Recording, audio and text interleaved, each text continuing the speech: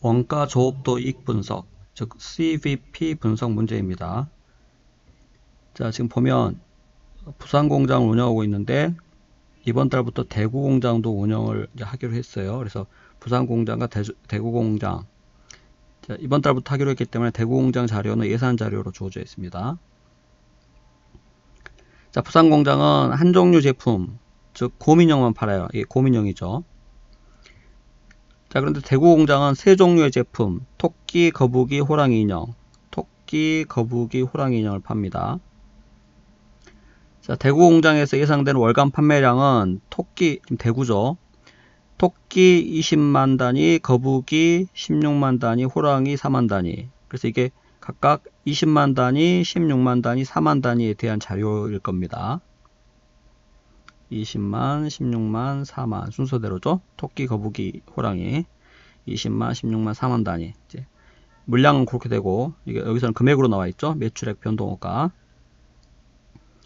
자, 그래서 이제 원가 자료가 나와 있는데 이게 월간 자료입니다. 월간 한 달 동안의 자료죠. 그래서 자, 부산은 월간 4천 단위를 팔고 공원이익률 60%, 변동원가 단위당 110원, 고정원가 나와 있고, 대구 공장은 제품별로 나와 있고, 그 다음 대구 공장의 월간 총 고정원가 예산이 51만원, 총액이 나와 있죠. 대구 공장입니다. 요게 대구 공장. 생산량 판매량이 동일하다. 자, 생산량 판매량 동일하다. 이건 이제 일반적으로 원가 조업 도입 분석의 기본 가정 중에 하나죠. 생산과 판매량이 같다. 즉 재고 수준이 일정하다는 가정이죠.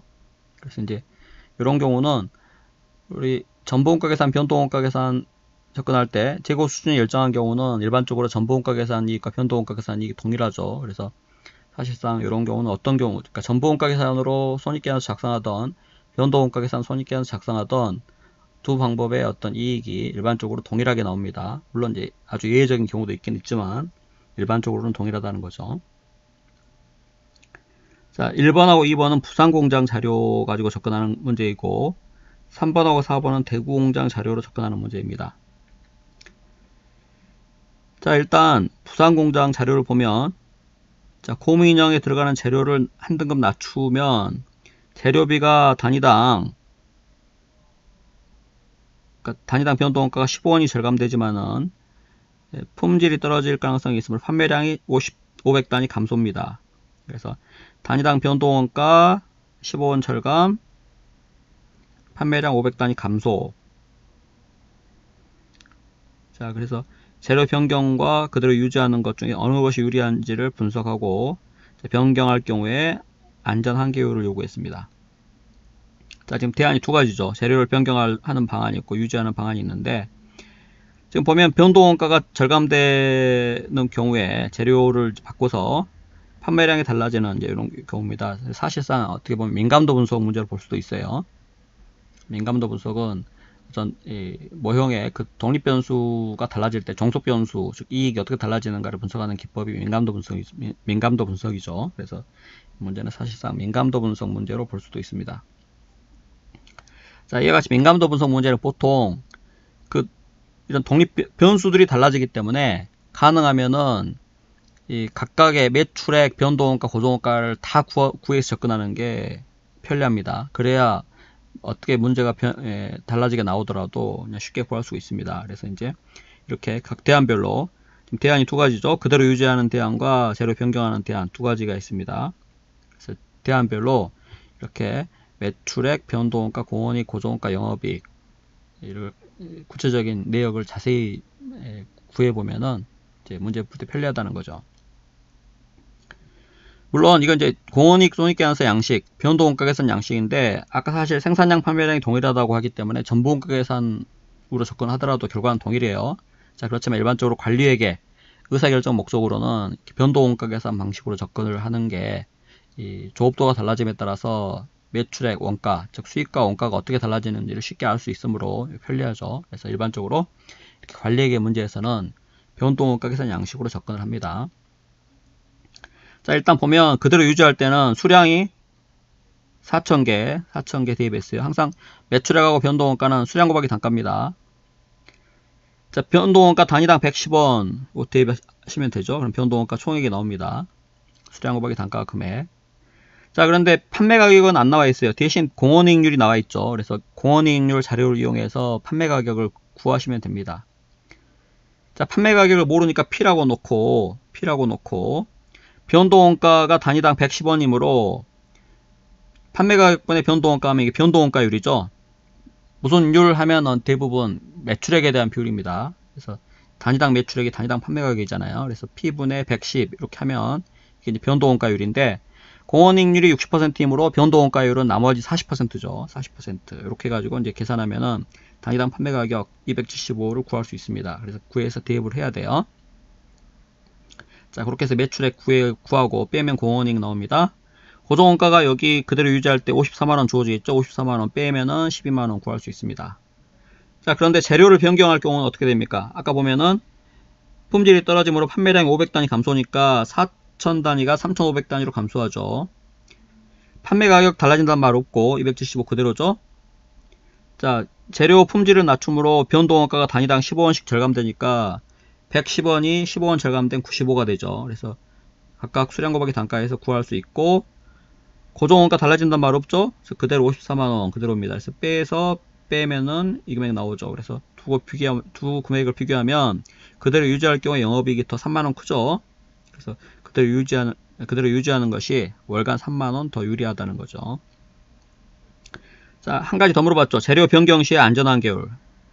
이때의 안전한 계율입니다. 그래서 안전한 계율은 기계적으로 공식으로 접근할 수 있죠.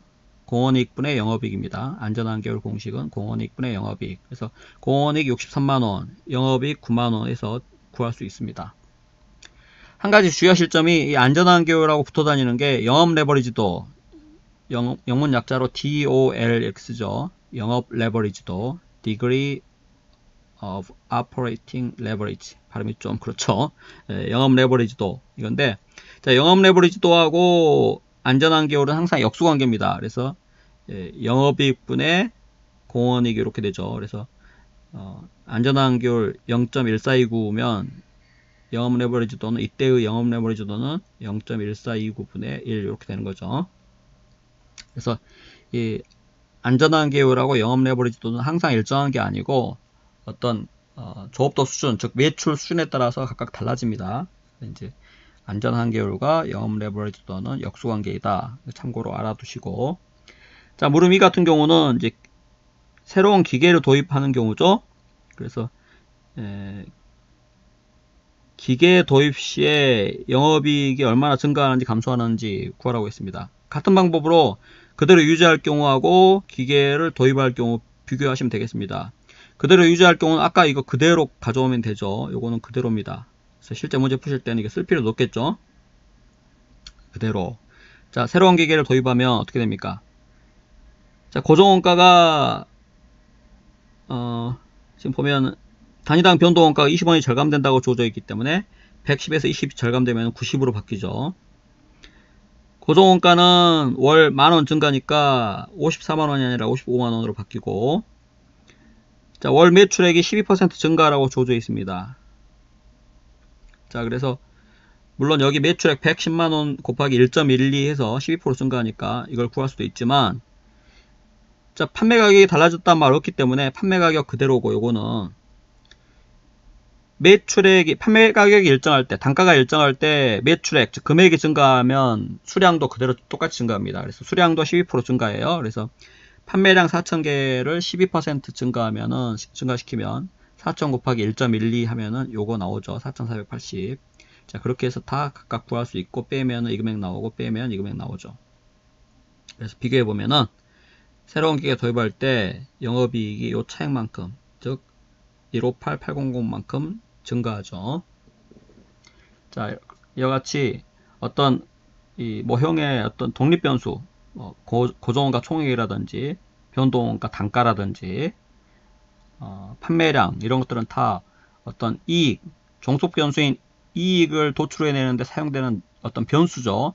그래서 독립변수 중 하나나 둘, 뭐 여러 가지가 달라질 때 종속변수인 이익이 어떻게 달라지는지를 분석하는 기법이 민감도 분석인데, 자, 이런 민감도 분석과 같은 이런 유형의 문제는 이렇게 그냥 내용을 각각 샅샅이 계산해서 보는 것이 약간 무식하면서도 간편합니다.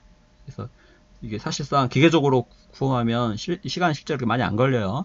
그래서 빈칸 채우기 식으로 해서 계산하시면 되겠습니다. 이 시험 문제 풀 때 문제를 보고 이거 어떻게 풀까 고민하는데 사실 시간이 금방 가버려요. 그건 사실. 근데 이제 풀이 방법이 딱 보이면 문제 푸는 데는 사실상 거의 빈칸 채우기 식으로 기계적으로 빨리 풀기 때문에 손이 풀기 때문에 실제 문제 푸는 데에는 그렇게까지 시간 많이 안 걸립니다. 항상 문제 풀면서 고민할 때 생각보다 시간 금방 가버립니다. 그래서 실전에서는 항상 여러분들 문제 보시고 문제 딱 보고 이거 어떻게 풀면 되겠다 이게 떠오르는 문제부터 딱 정확하게 풀고 득점을 하고 나머지 다른 문제를 또 푸는 방법으로 접근하셔야지 그냥 1번부터 순서대로 풀거나 그러시면 절대 안 됩니다. 전체적으로 한번 보고 항상 쉬운 문제부터 접근하시기 바랍니다. 보통 세무사 2차 회계학 일부는 원가액의 문제가 보통 그렇게 어렵지 않습니다. 대부분의 경우에. 그래서 원가액의 40점을 일반적으로 먼저 득점하는 방식으로 접근하시기 바랍니다. 그래서 물론 이제 예외적으로 원가회계가 어렵게 나올 수도 있습니다. 이제 그런 경우는 예외겠지만은 일반적으로는 원가회계가 쉽기 때문에 원가회계 쪽 있죠. 재무회계 그 답안지 스페이스를 좀 남겨두시고 충분히 남겨두시고 뒤쪽에 원가회계 그 문제를 보시고 그렇게 아주 어렵지 않은 경우는 원가회계를 먼저 풀어서 가능하면 40점을 확실하게 득점하시기 바랍니다.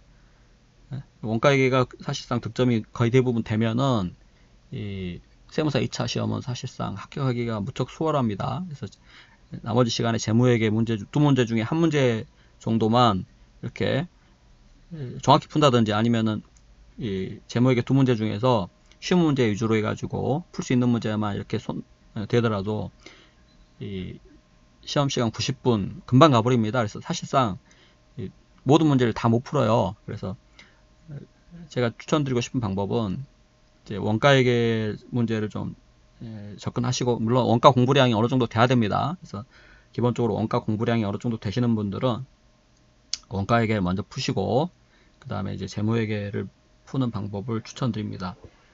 물론 예외적으로 원가회계가 아주 어려운 경우는 그렇게 하면 안 되겠죠. 원가회계가 좀 어렵다, 뭐 못 본 문제다 이런 경우는 남겨두고 쉬운 문제 먼저 접근해야 됩니다. 자, 물음 3, 4는 대구공장인데, 자, 물음 3 같은 경우는 대구공장에 손익분기점 매출액 요구했어요. 그래서 여기서는 이제 문제가 아주 복잡한 문제가 아니기 때문에 그냥 간단한 공원이익법 공식, 공원이익률분의 고정원가 공식에 대비해서 풀면 되겠습니다. 자, 대구공장의 고정원가 총액은 51만원 주어져 있기 때문에 51만원 대입하고, 자, 공원이익률은 무슨 율 하면은 일반적으로 매출액에 대한 비율이죠. 그래서 매출액분의 공원이익입니다. 그래서 분모의 매출액 분자 공원이익인데, 자, 매출액은 여기 다 더하면 돼요. 이거 주어져 있기 때문에 세 개 다 더한 금액이 이 금액입니다. 25, 26, 000. 자, 그 다음에 공원이익 무슨 율 하면은 매출액에 대한 비율이죠. 그래서 매출액분의 공원이익이니까 여기 분자에는 공원이익을 대입해야 됩니다. 자, 공원이익은 우리가 방금 구한 매출액에서 여기 변동원가 총액을 빼면 공원이익 총액이 나오죠. 그래서 그거 뺀 금액이 계산해보면은 68만원입니다. 이거는 그냥 계산기만 가지고도 안 쓰고 그냥 풀 수가 있어요. 그렇게 해서 답을 하면은 이거 나오죠, 그냥. 자, 그 다음 물음 4번. 월간 50만 단위가 판매될 경우에 제품별 공원이익 요구했습니다. 자, 지금 기존에는 토끼, 거북이, 호랑이, 인형 20만, 16만, 4만 해서 합이 40만 단위죠. 40만 단위. 자, 그런데 그게 50만 단위로 25% 증가할 때, 그러니까 40만 분의 50만 하면은 1.25, 그러니까 25% 증가한 거죠. 자, 그때 공원이익 요구했는데, 이 수량, 판매량이 증가하면 공원이익도 비례해서 증가하죠. 기본적으로 판매 단가라든지 변동원가 단가 이런 그런 변수의 변화가 없기 때문에 변수가 달라진다는 언급이 없죠. 그래서 판매량이 지금 12%가 25%죠. 25%가 증가하는 경우니까 40만 단위에서 50만 단위로 그래서 40만 분의 50만 하면 1.25 나오잖아요. 그래서 25% 증가하는 경우니까 그러면 공원이익도 25% 증가한다는 거 고성질을 이용해서 푸시면 빠르게 풀 수 있습니다.